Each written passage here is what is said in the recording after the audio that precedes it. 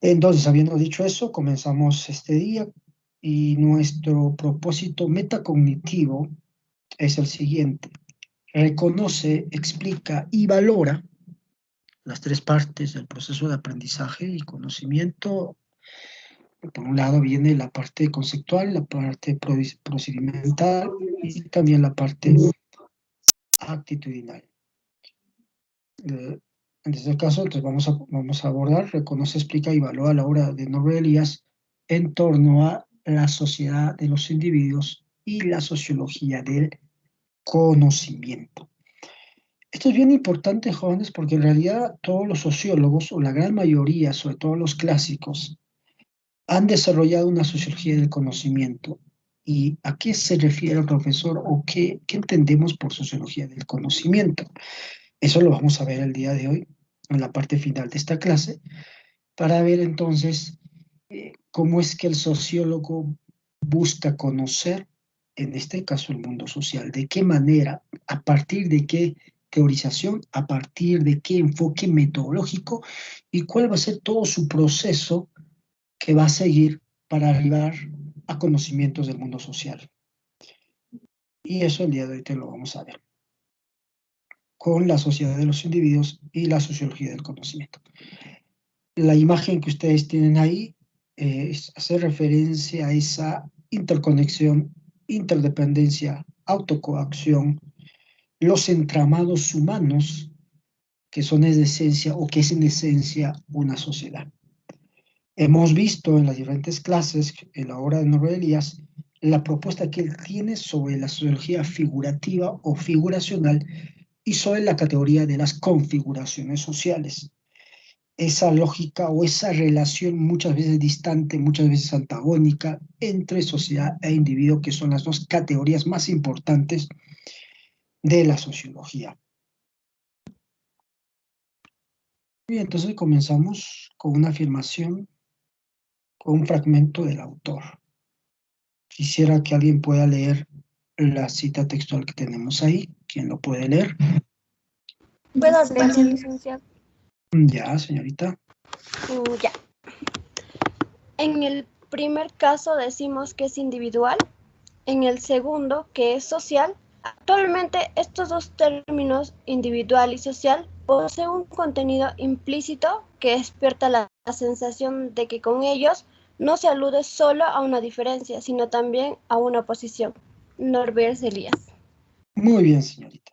Algo importante que Norbert Elias va a desarrollar es el significado de estos términos, porque detrás del significado que cotidianamente, popularmente o en el sentido común se da sobre individuo y sociedad, sobre lo individual y lo social, detrás del significado existe quizás un mal entendimiento, una mala comprensión de qué en sí es un individuo, de qué en sí es una sociedad, de a qué hacemos referencia cuando hablamos de lo individual y de lo social. Dos términos básicos que en la sociología se tiene que conocer, no solo a nivel de concepto, sino a nivel de procedimiento. ¿Cómo procedemos dependiendo de o en un determinado tema de investigación o en una problemática o en un fenómeno que nosotros podemos estudiar? Entonces, hay que ver por un lado que todos los conceptos para su tiempo e incluso hasta el día de hoy, aunque sociólogos como Anthony Giddens lo han desarrollado de mejor manera, ya les decía en una oportunidad que Anthony Giddens viene a ser el discípulo de Norbert Elias. Anthony Giddens, sociólogo ampliamente conocido, británico, que trata de sintetizar quizás de mejor manera la obra de Norbert Elias. En algún momento creo yo que en Teoría Sociológica 4 o en algún curso en particular lo van a abordar Anthony Giddens. Entonces, parece que estos conceptos son diferentes, pero están relacionados, pero también en el sentido como se piensa que están en oposición o que son antagónicos, como en varias clases ya les he mencionado, y no es así. Hay que entender, en todo caso, las interrelaciones, las interacciones, las interdependencias que existen entre lo individual y lo social. Para, digamos, de alguna otra manera, explicar al fondo esta problemática, es que Norbert Elias escribe este libro. Y lo titula de una forma quizás muy simple y sencilla, o que se entiende de que una sociedad está compuesta por individuos. Eso es sentido común, ¿no? Entendemos, toda sociedad no es otra cosa que un conjunto de grupos de personas que desarrollan determinadas actividades, sean por intereses personales o grupales. Pero detrás de esta idea, sociedad de los individuos, existe una explicación de interrelación, de interdependencia, de configuración que Noble Díaz va a tratar de desarrollar en su obra. Si ustedes pueden revisar esta obra, se ha escrito, las tres partes que componen esta obra se ha escrito en diferentes tiempos. La primera parte se escribió entre los años 30 del siglo pasado, específicamente los años 1939, la segunda parte los años 40 hacia adelante, y esa es la segunda parte, y la tercera parte a partir de los años 80. Entonces fueron en diferentes momentos en que él escribió las tres partes de este texto para de alguna otra manera teorizarlo digamos, de forma más compleja. Y en este texto aborda las dos categorías más importantes en el objeto de estudio de la sociología: la sociedad y el individuo, que lo hemos visto sobre todo en la clase que hemos tratado de la sociología fundamental, pero que en este texto ya Noé Elías va a ser un poco más metódico, un poco más ordenado, incluso ustedes pueden revisar un poco más ordenado, más parametrado, para que el lector, para que los sociólogos puedan entender de una forma más amplia, más clara y precisa estas dos categorías y sus interrelaciones, sus interdependencias, los entramados humanos. Por eso es que Marx, Durkheim, Weber, Parsons, etcétera, han desarrollado en esencia una sociología, pero en esa sociología han explicado, cada uno desde su perspectiva, cómo es que el sociólogo arriba conocimientos sociales. Y la sociología del conocimiento, en términos de Pierre Bourdieu, la teoría del conocimiento sociológico es justamente ese procedimiento teórico, metodológico, instrumental, que va a desarrollar el sociólogo para poder conocer el mundo social, para poder comprenderlo, para poder explicarlo y también para poder presentar alternativas de solución. Por eso es que a esto se le llama la sociología del conocimiento, es decir, cómo es que el sociólogo conoce el mundo social, cuál es la base teórica, metodológica para generar conocimiento científico del mundo social. Y esto lo que trata de hacer, quizás no en términos directos, pero sí aborda un poco de filosofía, un poco de presociología para después concluir. De esta manera el sociólogo tiene que proceder, partiendo del significado y de la profundidad de lo que es sociedad e individuo. Porque si no explicamos estas dos categorías, por lo tanto, no vamos a explicar los problemas que en estas se presentan, como la delincuencia, la inseguridad ciudadana, la violencia, etc. ¿Cuál es la problemática entonces, profesor, o el estado de la cuestión que trata de explicar o que plantea Noel Elías en esta obra? Y ahí hemos encontrado la cita que directamente habla sobre esto. Quisiera que alguien pueda leer la cita textual que tenemos ahí.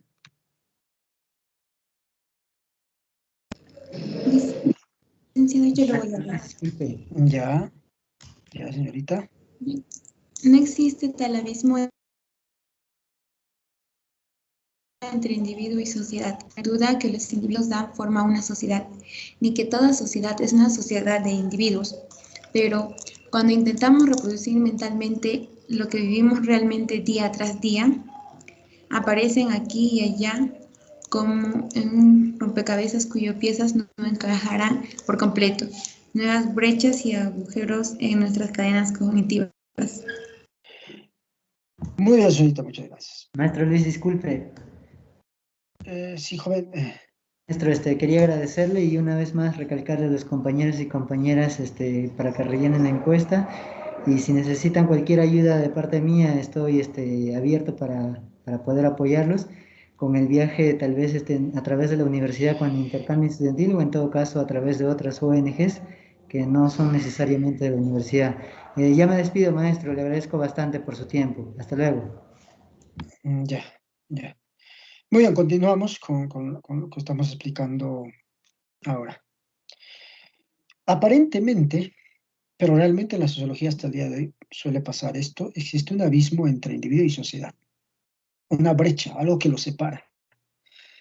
¿Por qué por eso es importante conocer esto? Porque a veces el sociólogo cae, por un lado, en un sistemismo o en un estructuralismo, de decir, tal problema se debe a la estructura de la sociedad, al Estado, al problema político nacional. O puede irse desde la fenomenología y la comprensión de la acción social y verlo solo desde un enfoque sociológico micro o incluso psicosocial. Y para entender de forma compleja un problema como la violencia, la corrupción, la inseguridad ciudadana, hay que entender estas dos categorías y cómo es que se relacionan y cómo es que se construyen de forma conectada o de forma cohesionada, y a partir de esto se construyen problemas, fenómenos y hechos. Entonces ya está claro, ¿no? Hay una relación, pero ¿qué hay detrás de esa relación? Y entonces acá nos dice, pero cuando intentamos reproducir mentalmente lo que vivimos realmente día tras día, parece aquí y allá como en un rompecabezas. Es decir, como que no lo entendemos, como que hay piezas que no encajan aquí, como que de repente, ¿por qué se presentó? ¿Cómo es que el Perú, por ejemplo, ha llegado a esta crisis política? Algo no cuadra aquí. ¿Cómo es que llegamos a esta situación? Y la gente puede decir, echarle la culpa a la política, echarle la culpa a un montón de cosas, a su historia, pero el sociólogo no puede caer en ideología o en opiniones banales, sino tiene que encontrar en la historia, en la realidad compleja, en todas las esferas que influyen a una sociedad, encontrar explicación. En otras palabras, encontrar las piezas de rompecabezas para explicar a qué se debe este problema. Y eso es lo que trata haciendo ese Díaz con su sociología, en este caso figuracional, a partir de la categoría de las configuraciones sociales y de estas interrelaciones entre individuo y sociedad.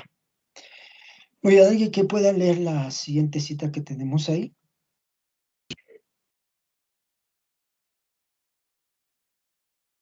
¿Quién lo puede leer?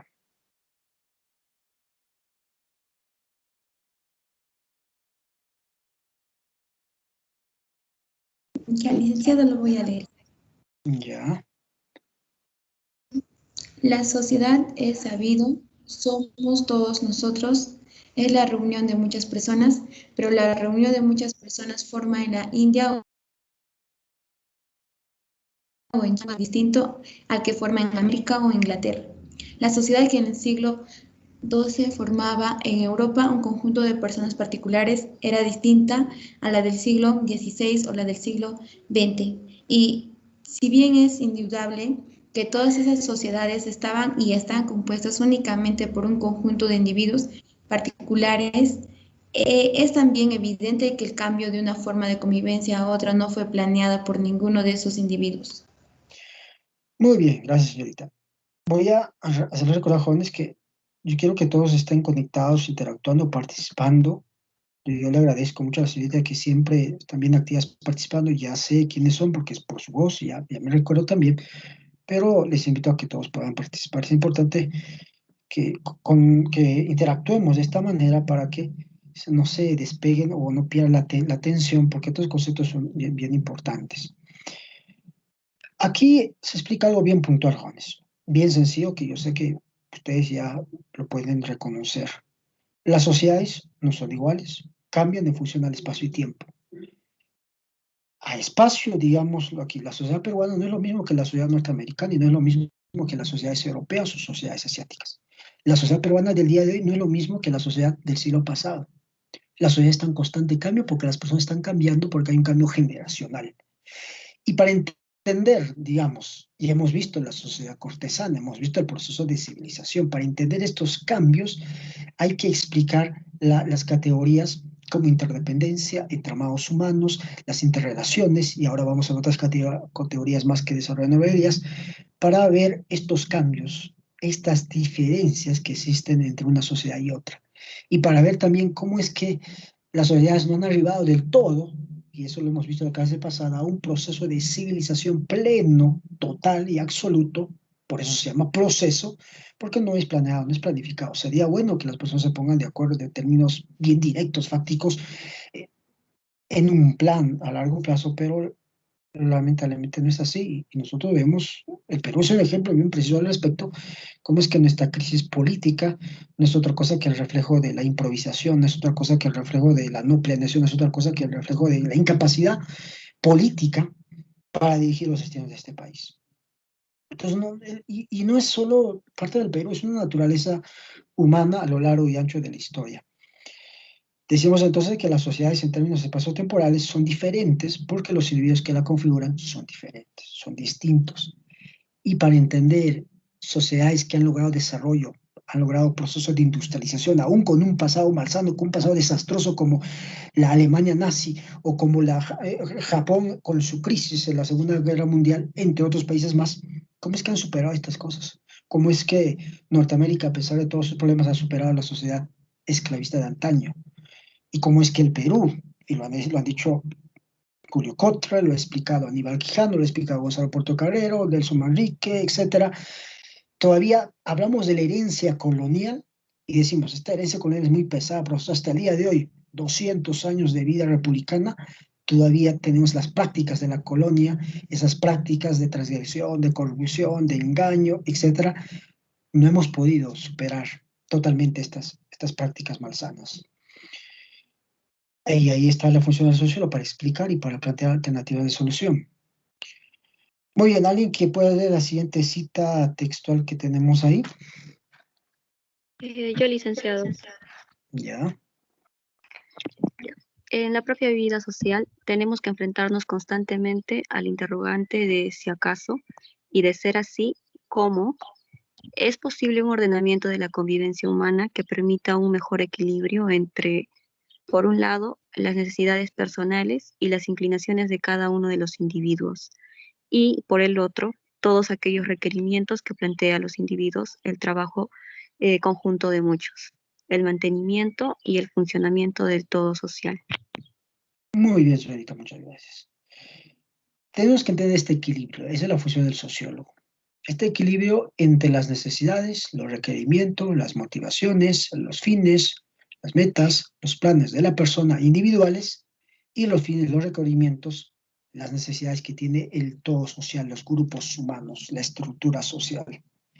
Entender este equilibrio para no llegar a explicaciones bien banales que los opinólogos en el día de hoy puedan dar sobre la política, sobre los problemas que tenemos. Y una clásica, por ejemplo, Juan, clásico que se repite en los medios de comunicación. Cuando se decía, cuando se dijo por este personaje Zabalita de la obra literaria de Mario Vargas Llosa, Conversaciones en la Catedral, dijo en qué momento se jodió el Perú. Se escribieron incluso artículos, incluso un libro completo sobre en qué momento se jodió el Perú. Para dar respuesta a esta pregunta, muchos sostenían el Perú se jodió con llegar los españoles, con la guerra con Chile, en los militarismos, etc. Se atribuían el problema a hechos históricos o a entidades como el Estado, como la clase política, que en cierta parte son responsables, definitivamente, pero no están explicando. Cuando yo digo problema de la política, el Perú es nuestra clase política, caída del poder, es un elemento, es un factor, pero no se reduce el problema a este factor, porque son los peruanos en su conjunto los que hacen política, tienen una cultura política y deciden a sus gobernantes regionales, municipales, nacionales, ellos son los que deciden. Y también desde el plano ciudadano cada uno contribuye para bien o para mal para el bienestar del país. Porque estamos interrelacionados y hay que tener este equilibrio. ¿Cómo es que va a funcionar el todo? O sea, ¿cómo es que va a funcionar el Perú, el Estado? ¿Cómo es que va a funcionar nuestro país? No solo con la clase política, no solo con la clase empresarial, sino también con la participación dinámica, educada, racional de la ciudadanía. Hay que encontrar entonces el equilibrio de la interrelación directa entre individuos, o sea, ese equilibrio entre la sociedad y el individuo. Y nosotros hemos hablado que la sociología de Nobel Elías no va a ir ni al individuo ni a la sociedad como tal, sino va a ir a ese proceso de entramado humano, interrelaciones, interdependencias, las redes sociales que se tejen para unir estas dos categorías, que no están separadas, como vemos ahí en la imagen. Un individuo solo, pero que en realidad es parte de un colectivo. Un individuo solo que en realidad está relacionado con los otros. Tú eres, digamos, el individuo que está ahí de rojito, pero tú tienes tu particularidad, pero estás relacionado, conectado a tu familia, a la universidad, a tu centro de trabajo, a la política. Cuando uno va a votar en unas elecciones, está demostrando literalmente lo que Nobel Elias dice, estamos conectados. Tu voto, por más que sea un voto entre millones, está directamente relacionado porque con tu voto se cuenta para elegir o no a un candidato. Muy bien, ¿quién más puede leer la cita ahora que tenemos ahí? ¿Puedo leer? Claro, señorita. Ya. Cada uno de los seres humanos que caminan por las calles aparentemente ajenos e independientes de los demás está ligado a otras personas por un cúmulo de cadenas invisibles, ya sean estas cadenas impuestas por el trabajo o por propiedades, por instintos o por afectos. Funciones de la más diversa índole lo hacen o lo hacían, depender de otros y a otros depender de él. El ser humano individual vive y ha vivido desde pequeño dentro de una red de interdependencias que él no puede modificar ni romper a voluntad, sino en tanto lo permite la propia estructura de esa red. Vive dentro de un tejido de relaciones móviles que, al menos en parte, se han depositado sobre él, dando forma a su carácter personal. La sociedad es una red de interdependencias de los individuos. Gracias, licenciada. Muy bien, señorita, muy bien, gracias. Esto es bien importante. Aquí he decidido poner esta cita un poco extensa para ejemplificar o ver a qué se refiere Nobel Elias cuando habla de interdependencias, interrelaciones de entramados humanos, cuando habla de configuraciones sociales. Y aquí lo explica de forma bien sencilla, ¿no? Tú vas a la calle, tú vas al mercado, tú vas a la universidad, te cruzas con un montón de personas y tú dices, no, nunca he visto a este joven, a esta señorita, no tengo ningún tipo de relación. Pero ya el ser parte de la ciudad de Huancayo ya te está vinculando a esa persona. Entras a la universidad, para poner un caso más pequeño, eres parte de la universidad y eres parte de la comunidad universitaria, aunque van a haber estudiantes, personas que nunca los vas a conocer, ni siquiera una persona terminó la universidad, pero nunca se encontraron, digamos, de alguna facultad, pero ya había un vínculo. ¿Cuál era el vínculo? Ser parte de la comunidad universitaria de la UNESP. Entonces hay una relación invisible, hay un tejido que se teje ahí en las relaciones humanas. Y entender, digamos, cómo es que se dan problemas como la violencia política en el Perú, cómo es que de repente explotó la violencia política, cómo es que profesores, docentes, estudiantes llevaron la ideología a la práctica y agarraron las armas, etcétera. Entender toda esta lógica es entender las relaciones que ya se tejían con respecto a los discursos políticos, con respecto a cómo se concebía la ideología, cómo se concebía el Perú, la crisis política, y de tal manera que apareció, se construyeron estos grupos terroristas violentos, ¿no? Entonces, así, de la misma manera, cada problema tiene que ser explicado en sus interrelaciones, interdependencias, para no decir simplemente o banalmente o decir se debe a tal cuestión, a tal problema, sino explicar la construcción de las mismas. Por eso decimos que la sociedad es una red de interdependencia de los individuos. Estamos relacionados, somos interdependientes y eso hay que entenderlo de esa manera para poder explicar las cosas de una manera más amplia. A la siguiente cita, ¿quién lo puede leer?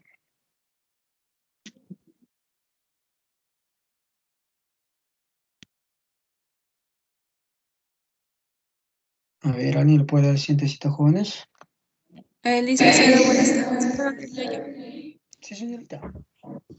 Ya. Para aproximarnos a esta forma de relación, podemos pensar en aquella imagen de la que se ha recogido el término entrelazamiento en el tejido de una red. En este tejido hay muchos hilos atados unos con otros. Sin embargo, ni el conjunto de este tejido ni la forma que un hilo particular asume dentro de este puede ser comprendidos a partir de un hilo particular, ni tampoco a partir de muchos hilos particulares vistos en sí mismos, sino únicamente a partir de la trabazón de estos hilos, de sus relaciones mutuas. El símil de la red nos proporciona una imagen estática.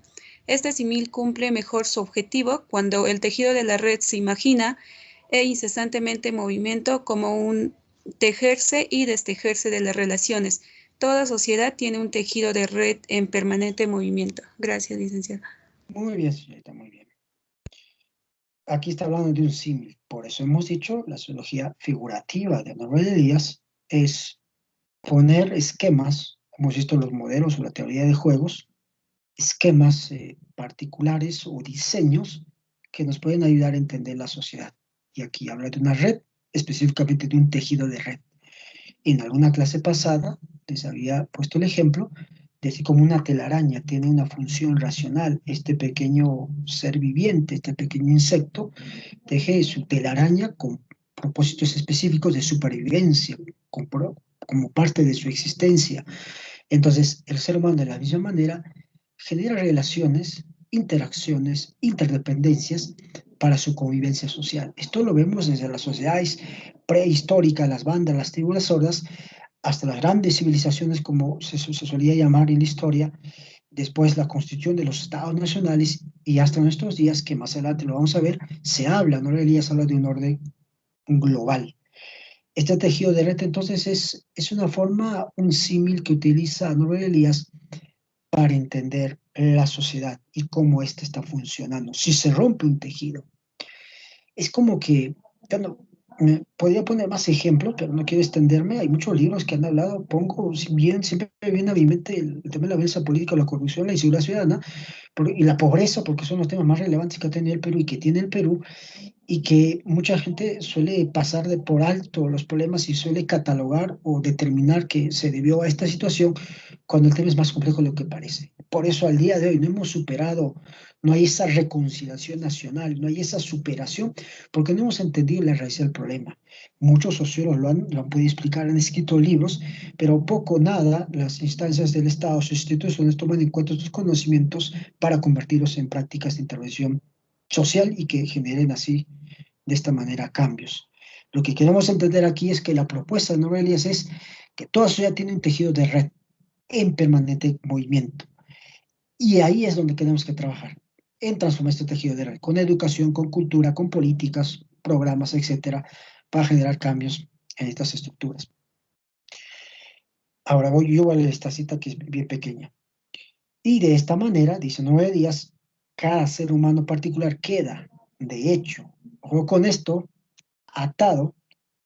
queda atado por cuanto vive en constante interdependencia funcional con otras personas. Es un eslabón, una cadena, el eslabón de la cadena que ata a otras personas y cada una de estas otras personas es directo o indirectamente un eslabón de la cadena que lo ata a él. No podría ser más directo, ¿no, Elías? Y creo que la clase es bien directa, se entiende esto bien claro y ahí hemos puesto un gráfico. Estamos atados los unos a los otros. No podemos escapar, somos seres sociales.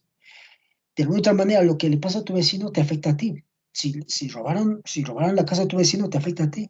Si ustedes ven en las noticias de la noche o la mañana, delincuencia por acá, polígono, asesinatos, sicariato, etcétera, pobreza, nos está afectando porque somos parte de esta sociedad peruana.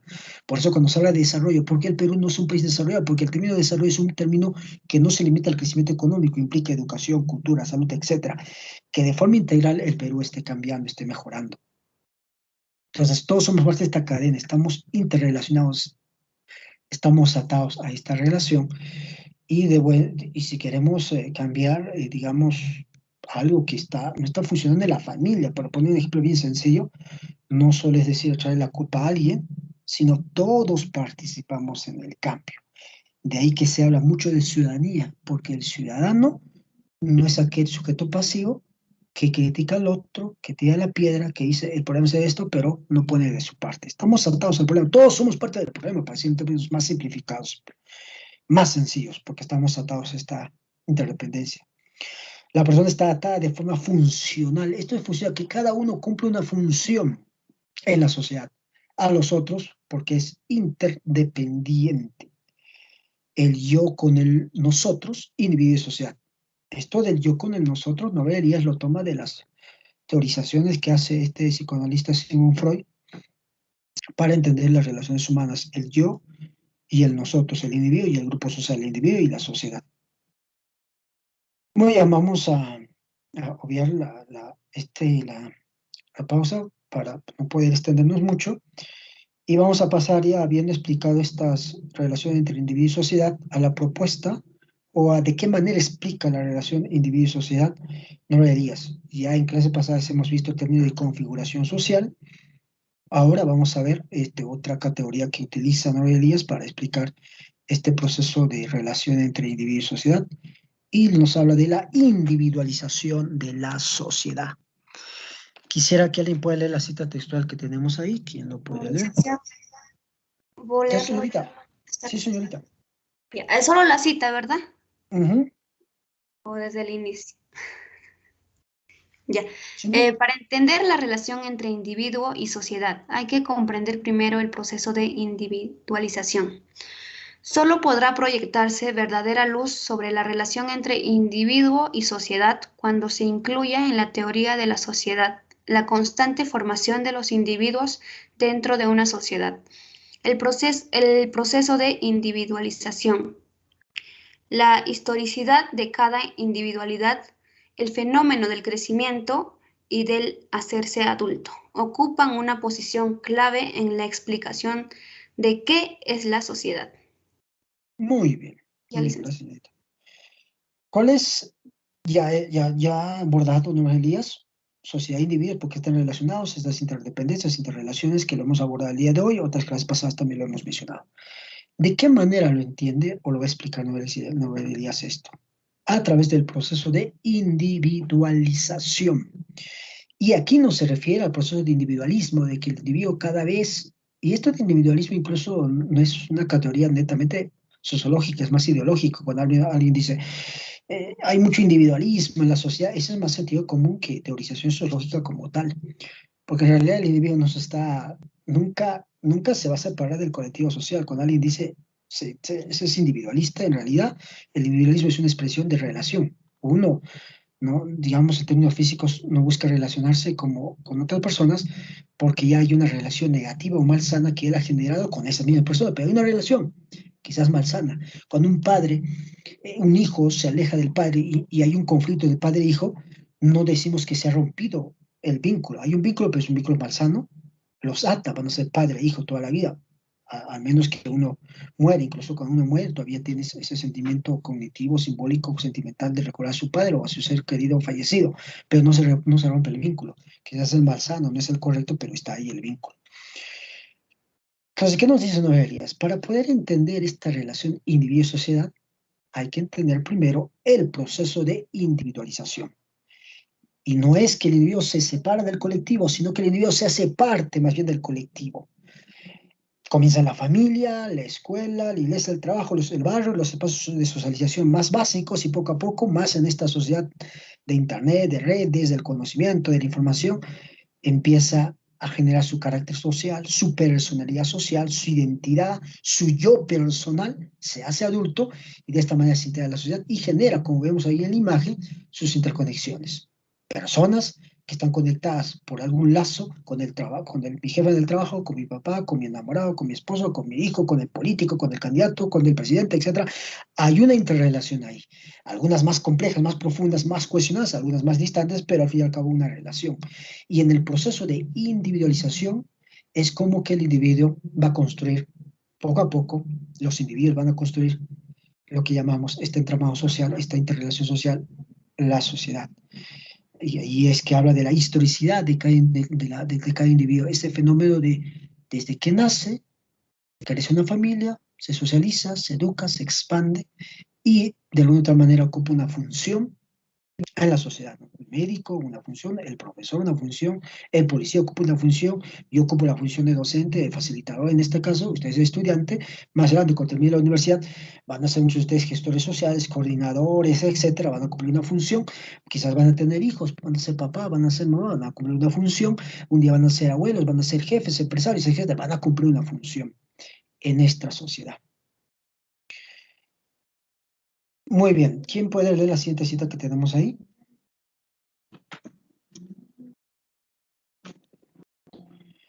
Yo, licenciada, lo voy a leer. Ya, señorita. Funciones de protección y control que antes eran ejercidas sobre los individuos por grupos endógenos más reducidos, como clanes o comunidades rurales, latifundios, gremios o clases, pasan a ser ejercidas por agrupaciones estatales altamente centralizadas y cada vez más urbanas. En el transcurso de este camino, los seres humanos individuales, al llegar a la edad adulta, salen cada vez más de estos grupos endógenos y protectores más reducidos y locales. Con la creciente pérdida de funciones de protección y control, la cohesión de estos grupos se relaja y dentro de las sociedades estatales más amplias, altamente centralizadas y cada vez más urbanas, el ser humano individual depende más de sí mismo. La sociedad cambia a partir de los procesos de individualización. Muy bien, señorita, gracias, muy bien. Aquí está justamente lo que estamos explicando. Y Norbert Elias tiene una capacidad de síntesis. No hace un proceso histórico como tal, quizás en la sociedad cortesana, en el proceso de civilización sí, pero aquí trata de teorizarlo, ¿no? Y de forma resumida, nos hace un rastreo de cómo es que se han constituido las sociedades. Nos dice, por ejemplo, los grupos endógenos son grupos internos, cada vez pequeños, celulares, pero que el individuo primero pasa por estos grupos, ¿no? Grupos endógenos, que en la historia de la humanidad eran las bandas, las tribus, la familia como comunidad, los clanes, las comunidades rurales, después en la edad media, los latifundios, ya después en la sociedad más de la modernidad, los grupos o clases, y después la sociedad va a cambiar y va a formar agrupaciones estatales como el día de hoy lo tenemos. El Perú es un estado, es una república, y como otros países que son estados-nación, más centralizados y también más urbanos. Hay un intenso proceso de urbanización en las sociedades en la actualidad, un desplazamiento de lo rural hacia lo urbano, que es un tema de sociología urbana. Y nos dice, de esa manera los grupos se han ido constituyendo, ¿no? Configurando. Y esto es básicamente a partir del proceso de individualización que el sujeto ha realizado a lo largo y ancho de la historia. Para explicar cómo es que llegamos a estados nacionales más constituidos, normativos, con constituciones, con normas, hay que entender el proceso de cómo el individuo ha entendido en su interdependencia elaborar procedimientos, estatutos, normas para la convivencia con los otros.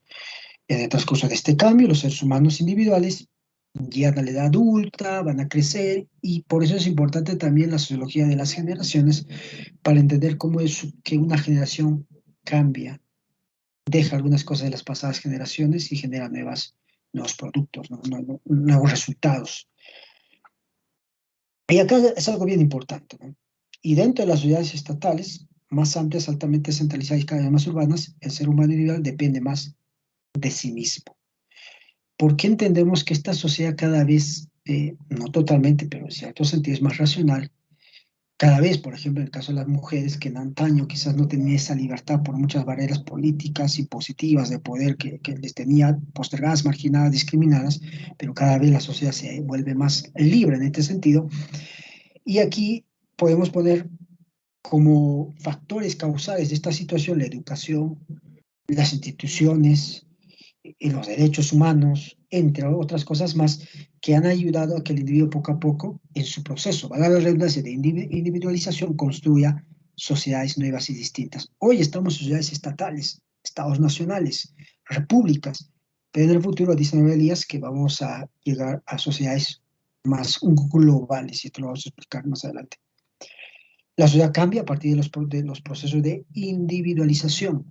Un ejemplo al respecto que le he comentado más de una vez en las clases que hemos tenido es la Alemania nazi, que muy bien lo explica Norbert Elias, directamente lo da a conocer, por de qué manera formó bajo esta ideología nacional socialista Adolfo Hitler y todo su régimen de poder, formó una sociedad que se apegue o que siga su visión malsana a través de la educación, con las escuelas hitlerianas, con las nápolas, con los medios de información de aquel entonces, forjó procesos de individualización de tal manera de que estas personas puedan ajustar su proyecto de vida, su ideología, sus planes a la ideología nacional socialista y puedan apoyar todo lo que esto generó. ¿Qué decimos aquí también? Lo que por una parte se presenta como un proceso de creciente individualización es, ojo con esto, jóvenes, quiero que presten atención muy bien aquí, es al mismo tiempo un proceso de civilización. Recordemos lo que hemos hablado en la clase pasada con el proceso de civilización, una constante de cambio y transformación del comportamiento humano. Cuando habla entonces aquí, detrás del proceso de civilización, que muchos historiadores, que mucha gente puede comentar, existe en el fondo una estructura subyacente, ahí oculta, pero está presente, existe un proceso de individualización. En esencia, el proceso de civilización es un proceso de individualización, en donde los individuos crecen en una familia, en instituciones, en espacios de socialización, aprenden nuevas prácticas, y estas prácticas, por un lado, van a ser continuas, pero algunas también van a cambiar. Hay cambios entre una generación y otra.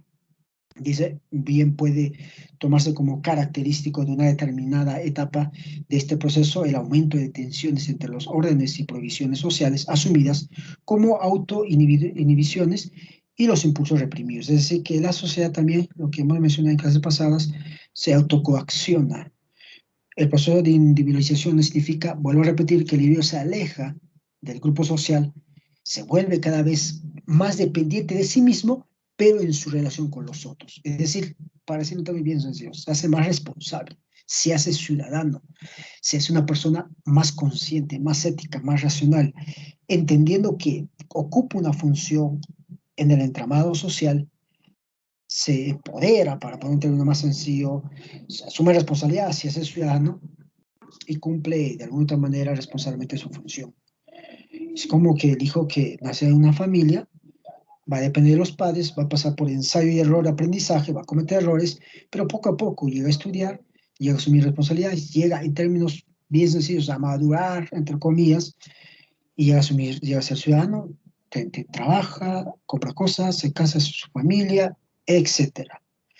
Y en este lapso, en este proceso de individualización, de socialización, de formación, es que algunas cosas van a permanecer, pero algunas cosas van a cambiar.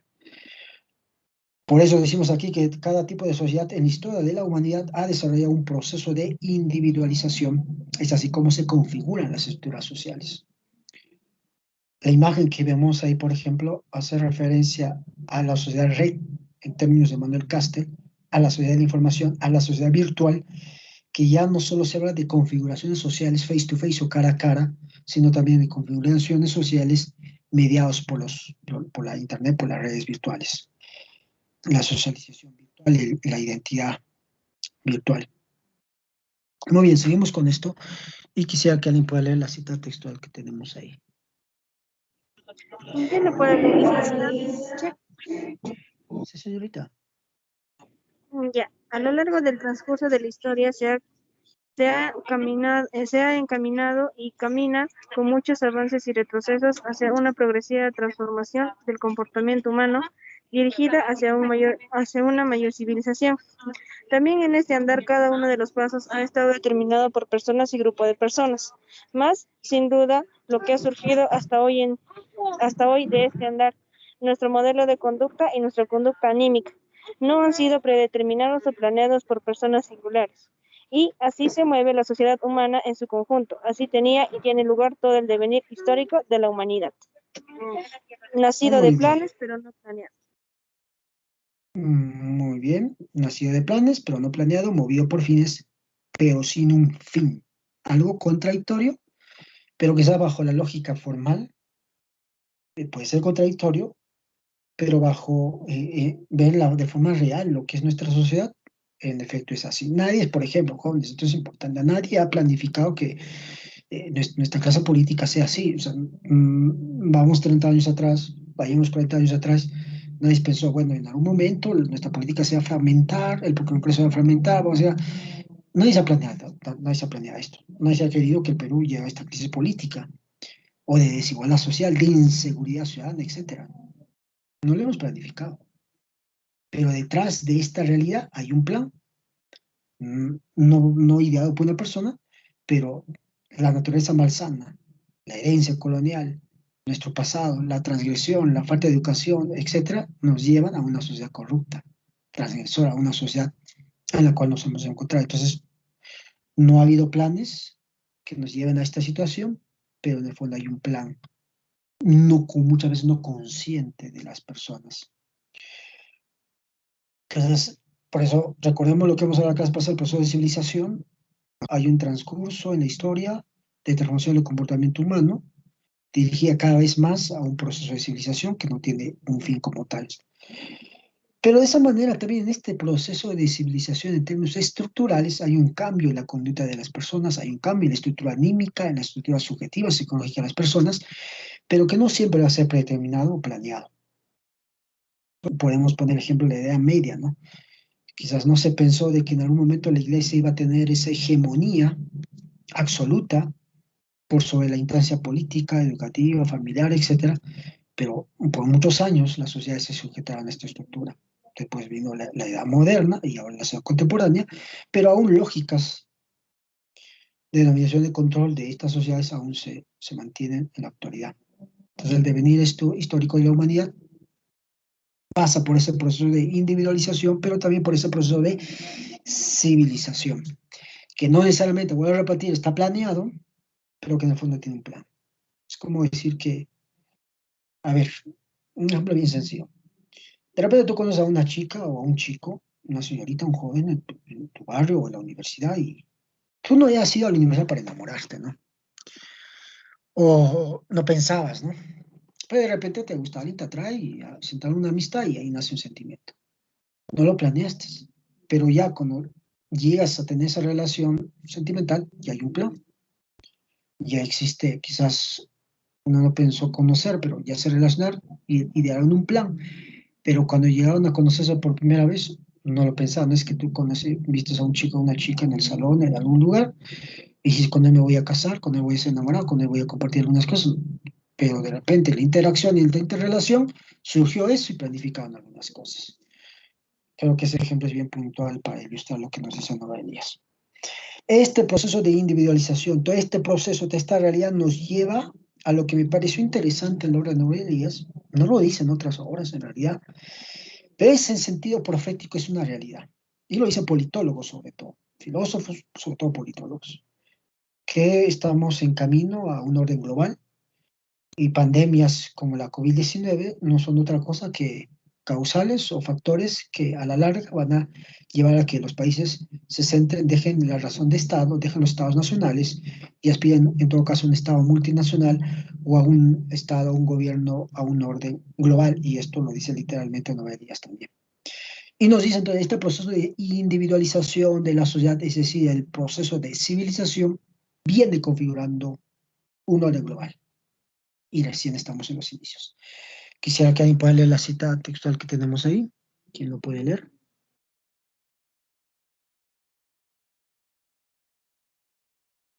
Yo, licenciada. Ya.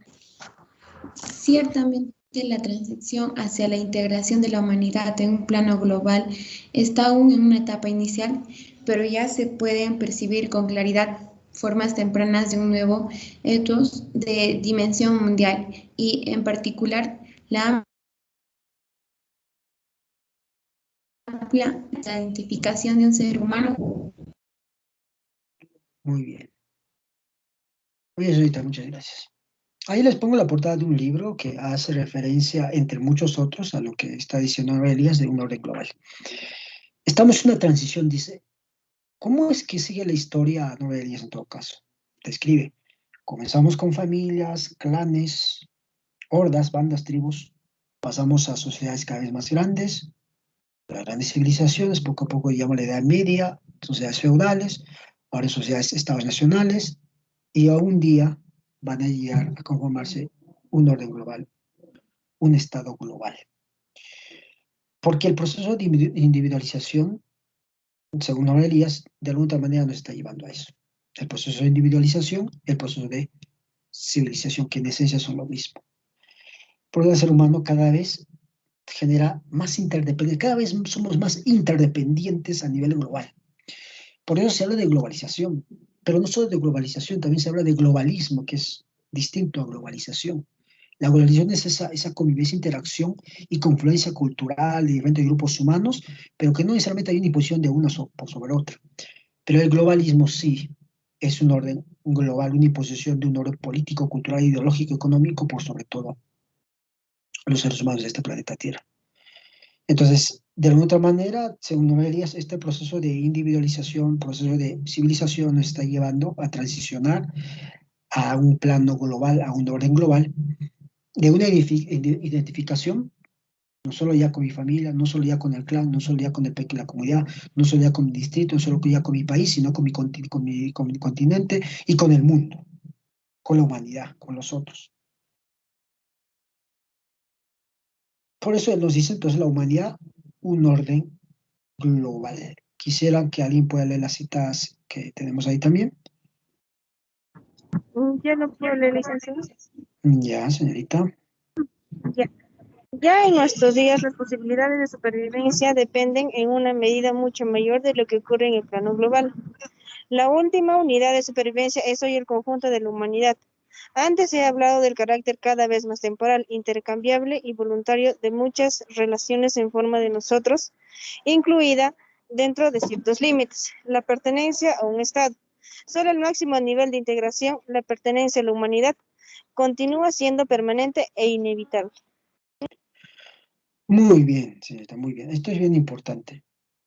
La supervivencia de la humanidad va a depender del orden, de la cohesión, de la interrelación, de las interdependencias más complejas, más extensas que éstas generan. ¿Cómo es que en algún momento llegamos a estados nacionales y ahora hablamos de países cohesionados por un Estado de Derecho, cohesionados por una constitución, por normas como el Perú? ¿Y cómo es que algún día vamos a ser cohesionados, no solo a nivel de Perú, sino a nivel del continente americano, por ejemplo? Y Estados Unidos es un ejemplo al respecto. ¿Cómo es que este país tan grande, con tanta población, con tanta autonomía a nivel de estados, puede cohesionarse? Y hasta el día de hoy, ojo, esto es bien importante. Tiene su constitución de fundación republicana, hasta el día de hoy es la misma, no ha cambiado. No ha cambiado. Quizás ha tenido mínima reforma, pero en esencia no ha cambiado. En el Perú hemos tenido varias constituciones que en muchos casos han cambiado radicalmente. Esto nos habla de nuestra debilidad política, nuestra frágil institucionalidad, nuestro Estado fallido que no puede mantener una constitución racional porque por la cuestión política y ideológica se pelean y quieren cambiar radicalmente las cosas y esto nos genera más caos.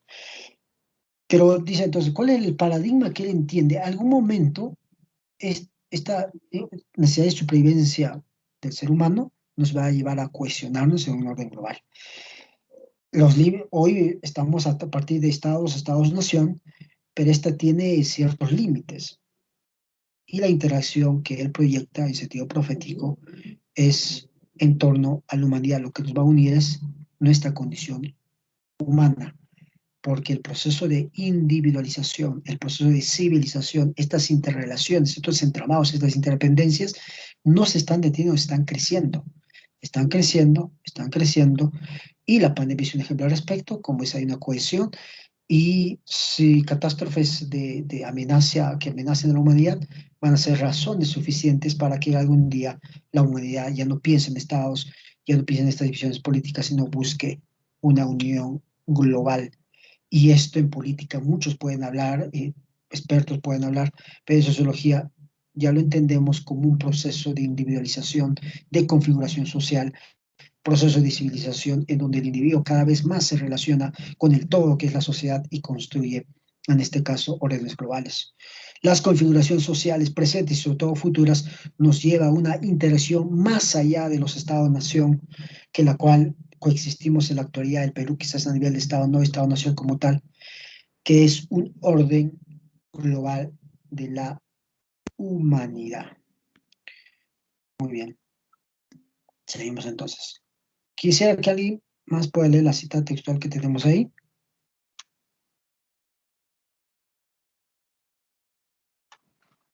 ¿Quién lo puede leer?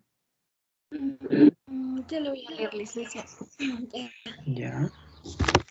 La transición hacia la supremacía del tribu y el clan implica el ascenso hacia la humanidad como unidad de supervivencia predominante, implica también un movimiento individualizador. Como ser humano, un individuo tiene derechos que ni siquiera el Estado le puede negar. Estamos tan solo en una primera etapa de esa transición hacia el nivel de integración global.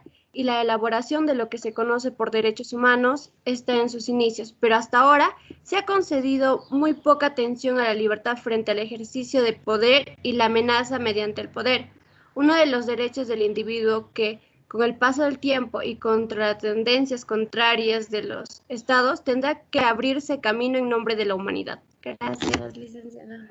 Muy bien, señorita, muy bien. En esencia, lo que nos quiere transmitir aquí Norbert Elias es lo siguiente. El orden global, en el cual va a ser, no va a ser otra cosa que un tejido, que una interrelación más compleja, más extensa, va a girar en torno a la humanidad, a este paradigma de humanidad, es decir, nos va a cohesionar, nos va a unir la condición humana, el hecho de ser seres humanos. Entonces, este movimiento, este proceso de individualización nos lleva a nos está llevando a esa realidad. Y ahí él nota, y este fragmento lo he tomado como termina su texto, así termina su texto, y esto nos va a llevar quizás a poderes absolutos, a coacciones absolutas en algún momento que van a privar la libertad del individuo. Pero uno de los valores más importantes que se rescata de la condición humana es la libertad. Y si el proceso de individualización nos va a llevar a un orden cada vez más global, hay que bregar con esta situación del poder, que si bien es cierto podemos ser interdependientes, nos necesitamos los unos a los otros, esto no significa descender a totalitarismos, a dictaduras o a poderes absolutistas, en este caso globales. Con toda esta explicación, aterrizamos entonces lo que es la sociología del conocimiento. Y entonces, esta explicación sociológica que hace sobre la relación entre individuo y sociedad, el proceso de individualización, de civilización, no es otra cosa que una sociología del conocimiento. ¿Y qué nos dice aquí Norbert Elias? Pero de momento impera el movimiento hacia una interacción global de la humanidad más amplia y estable, que ya lo estamos explicando. Pero el trabajo, y ahí viene a puntualizar qué es lo que tiene que hacer la sociología y el sociólogo. Pero el trabajo de investigación sociológica, tanto teórico como empírico, y para su aplicación en la praxis social, posee una gran importancia el conocimiento de la dirección que predomina en semejante proceso en un momento dado. Es decir, en otras palabras, frente a esta realidad de individualización, de integración global, ¿cuál es la tarea? ¿Cuál es el oficio? ¿Cuál es la función que tiene que desarrollar el sociólogo? Y nos dice aquí, pues la gran importancia del conocimiento. Hay que explicar, hay que conocer, hay que develar, hay que comprender, hay que entender de forma compleja cómo es que la sociedad nos está llevando o los servicios nos están dirigiendo a esta dirección de orden global. Cómo es que la sociedad arriba en última instancia a esta realidad y de qué manera lo está haciendo y qué problemas, qué fenómenos, qué manifestaciones va a traer esto. O en otro caso, para hacerlo más sencillo, qué daños colaterales va a traer esta realidad de que las sociedades se estén dirigiendo a un orden global, a un orden bajo la condición humana, bajo la condición de ser todos parte de la humanidad.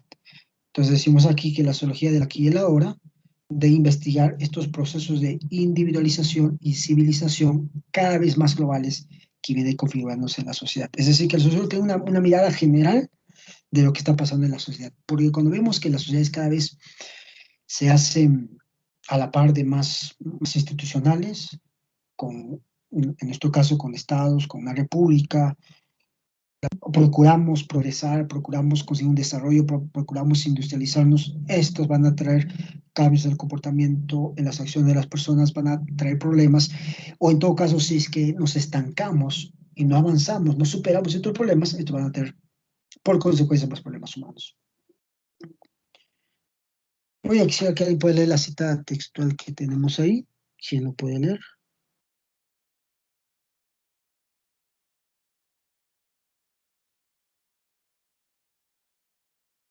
Ahí lo puede leer. Ya estoy ahorita, léelo.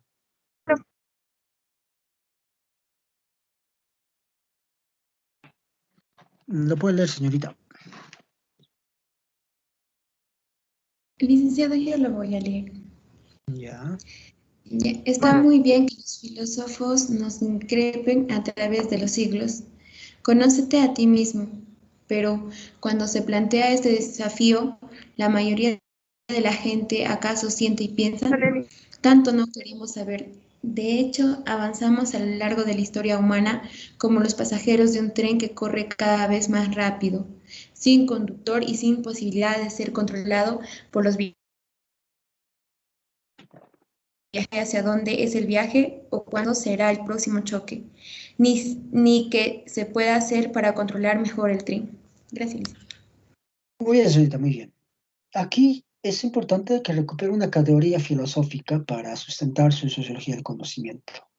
El famoso adagio, conócete a ti mismo, que se suele atribuir a Sócrates, ¿no es cierto? Conócete a ti mismo.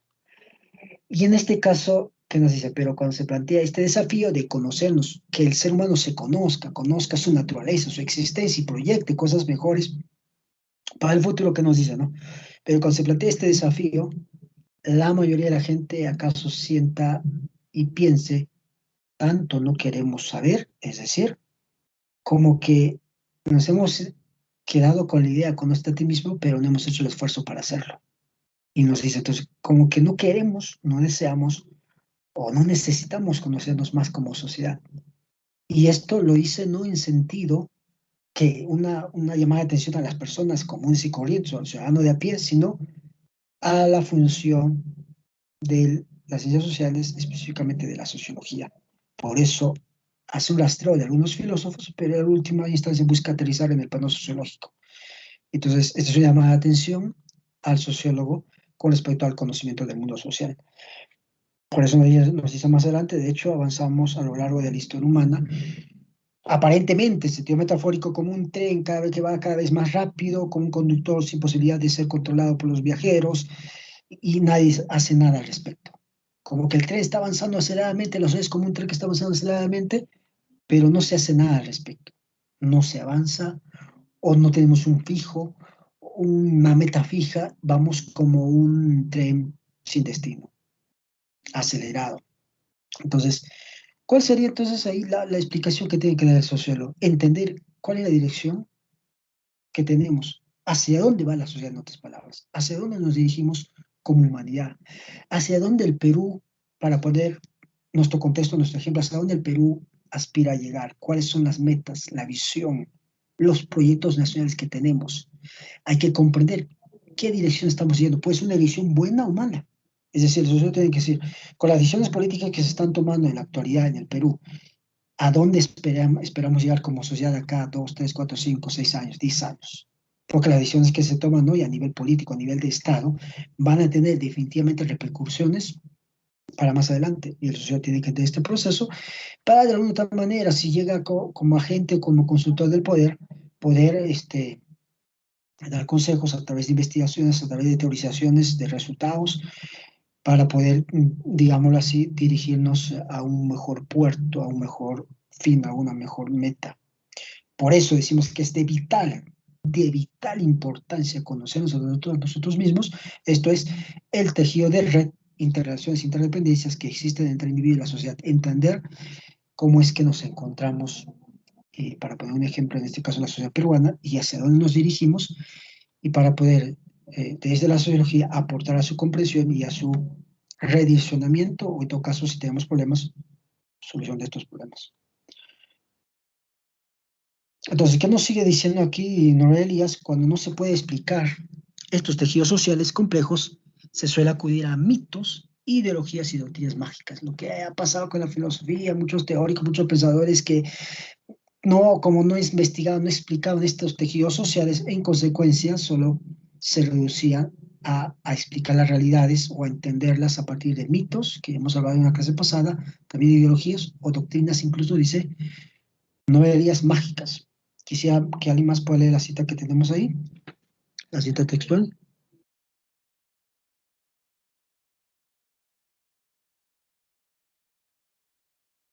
¿Quién lo puede leer? Ya lo he dirigido. Ya. Cuando no se puede explicar estos tejidos sociales complejos, Se suele acudir a mitos, ideologías.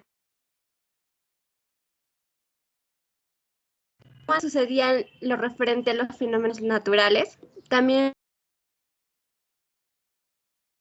como crea el elevado peligro y vulnerabilidad existente en este ámbito, posee una función específica en las fantasías colectivas y las prácticas semimágicas, así como antes se utilizaban fórmulas mágicas para curar enfermedades cuya causa no se podía determinar mediante un diagnóstico ajustado a los hechos.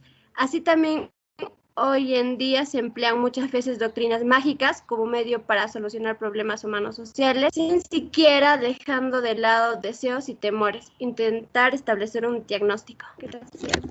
Muy bien. Aquí hace una explicación bien sencilla, bien puntual, para entender esto de cómo es que la sociedad es compleja, las sociedades, el individuo, sus interrelaciones son bien complejas, y muchos en vez de investigar esto, hacen el trabajo fácil y buscan mitos, ideologías o doctrinas mágicas que aparentemente explican estas realidades, y en realidad no lo pueden explicar. Y por ejemplo aquí pone, hace la comparación con las enfermedades que se tenían en antaño, que no se podía conocer la causa, no se podía tener un tratamiento, un diagnóstico, entonces se solía decir, hay que utilizar algo mágico, algo sobrenatural, entre comillas, hay que utilizar alguna solución no científica, no racional, porque no entendemos, no entiendo por qué esta persona está enferma, no entiendo este problema. Entonces busco una salida rápida, algo que no es racional, para tratar de solucionarlo. Lo mismo pasa en la sociedad, ¿no? Las doctrinas mágicas. ¿Qué son por estas doctrinas mágicas? Esas ideologías que aparentemente, utópicas, que aparentemente van a traer felicidad y cambio social, van a traer un paraíso, para poner un ejemplo teológico. Entonces, como que dice una doctrina, con esta perspectiva política, con esta ideología, la sociedad va a tener desigualdad, vamos a vivir todos juntos, tomados de la mano, se van a solucionar los problemas radicalmente. Lo que ya hemos mencionado directamente cuando hemos hablado de la sociología como cazadora de mitos. Entonces el sociólogo no puede caer en las rutinas mágicas, no puede caer en la ideología, no puede caer en las teorías que lo abarquen todo, una teoría que lo explique todo. Eso ya lo hemos dicho en esta clase, ¿no? Entonces, el sociólogo tiene que conocer, explicar, investigar, hacer un diagnóstico correcto de lo que está pasando en la sociedad y no caer en estos mitos, en estas doctrinas, en estas ideologías. Y aquí hace una crítica al respecto a Kant, a Marx y a Marx. A Kant, sobre todo a Marx, hace una crítica. Quisiera mencionar más de las cosas que señala, pero básicamente hemos puesto una cita puntual. Kant y Marx se atuvieron más que la mayoría de sus predecesores filosóficos a una serie de hechos observables y comprobables. Cuando dice predecesores filosóficos, está hablando de aquellos filósofos que trataban de entender el mundo social, en todo caso filósofos sociales o presociólogos, o la presociología, en términos de este sociólogo Gino Germani. Pero ambos pecan, o cuando habla de pecan, es fallar, errar en el blanco, o sea, cometen un error, no dan en el blanco, aún de una sobremedida generalización, han generalizado las cosas, y de un afán por hallar en el devenir histórico-social un carácter inexorable, es decir, totalmente explicable, totalmente racional, totalmente predecible. Sus generalizaciones muchas veces exceden demasiado los hechos. Recordemos que cuando hemos hablado del proceso de civilización, decíamos que Nueve Días no trata de dar fórmulas teóricas que lo expliquen todo y cómo es que la sociedad va a cambiar para bien, sino nos dice que estamos en proceso. Pero estos pensadores, sobre todo Marx, van a tratar de generalizar la realidad social y decir, con esta fórmula es que la sociedad va a cambiar. De la sociedad capitalista a una sociedad socialista, las cosas van a cambiar y las personas van a vivir mejor. Y la sociedad es tan compleja, tan cambiante, que no podemos enfrascarla a una fórmula o a una teorización, y menos a una ideología. Suelen ver en las cosas asequibles a su observación solo aquello que quieren ver, y eso que quieren ver lo explican como necesario. Un ejemplo respecto de la teoría marxista, cuando hace una crítica, una explicación del capitalismo, muchos sociólogos han asumido de que es la explicación total del capitalismo, cuando existen aproximadamente 8 a 10 teóricos del capitalismo que han entendido, explicado el sistema capitalista. Está Adam Smith, está entre ellos David Ricardo, Hayek, etcétera, que han explicado el capitalismo. O sea, no hay que ver que él hace la crítica que estos sociólogos han tratado de ajustar la realidad a sus teorías o a sus ideologías. Se demuestran a sí mismos e intentan demostrarnos que el desarrollo histórico-social tiene obligatoriamente que realizarse en la dirección en que ellos desean que se realice. Y eso no puede ser un sociólogo. El sociólogo no puede ajustar la realidad a su teoría. El sociólogo no puede decir la sociedad va a correr de esta manera, esto va a pasar, o yo tengo la fórmula para que haya un cambio social positivo, para el bien de todos. Y hemos visto que hay algo racional e irracional en el comportamiento humano. El proceso de civilización no es un lugar a donde se llega, sino es un proceso, vuelvo a repetir, continuo, de ensayo y error. Entonces un sociólogo no puede caer en el reduccionismo o en el determinismo, en la ideología de decir, de esta manera las cosas cambian. Hay muchos sociólogos que han caído en esto hasta el día de hoy, pero Elías, cuando habla de la sociología del conocimiento, está diciendo, no podemos conocer el mundo de esta manera, no podemos verlo como al estilo de un laboratorio, porque no hablamos de seres humanos cambiantes, de sociedades en extensión, en tanta complejidad, en tantas interrelaciones, que no se puede profetizar de esta manera. Se critica al positivismo y al marxismo por ser generalizadores y deterministas. El positivismo desde un punto de vista más científico, cuando aplica la lógica del método científico a las ciencias sociales, y el marxismo desde un punto de vista más ideológico. Y para ya cerrar, para terminar, quisiera que alguien pueda leer esta última cita textual. A ver quién va a ser la señorita el joven que va a leer la última cita de Nora Elías que vamos a desarrollar en el curso. ¿Qué es lo que licenciado? Yo lo puedo leer. Ya, señorita, puede leerlo.